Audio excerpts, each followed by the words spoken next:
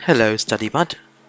We know 2020 has been a lot, but coupled with the October-November typhoon striking different parts of the Philippines, it's become a lot more challenging to absorb. We hope you're handling everything well. If you're not, allow us to tell you that we are right there with you, although we can only send virtual hugs during this quarantine period. Now, let us see what we've got here. Let me just find it. Here it is. The topic of sentence structures. This is going to be absolutely fun. Come on then. First up, you have to know that there are several patterns in forming a sentence.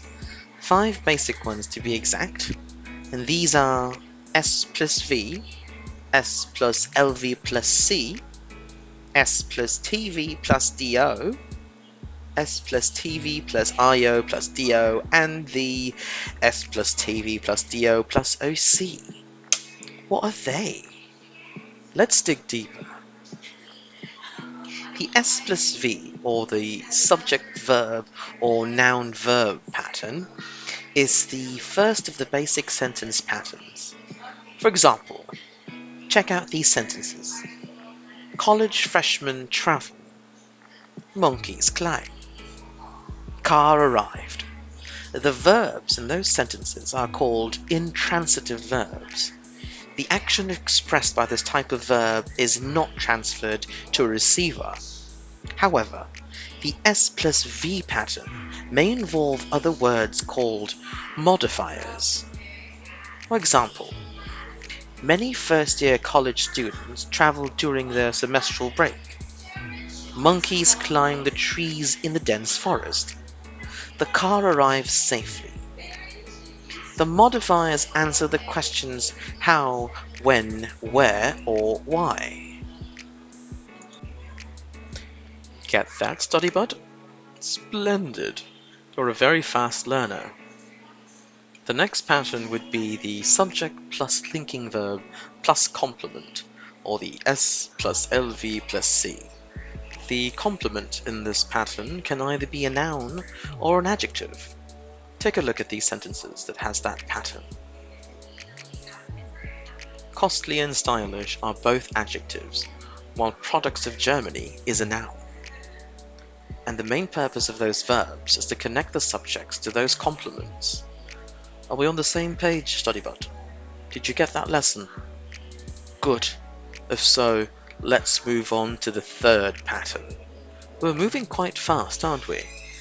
That's progress already, StudyBud. Very well. The third one, the subject plus transitive verb plus direct object, or the S plus TV plus DO. Unlike intransitive verbs, transitive verbs are verbs that have direct objects attached to them. Look at these sentences. Quite easy, right? We know you've got this, StudyBud. On to the next pattern we go.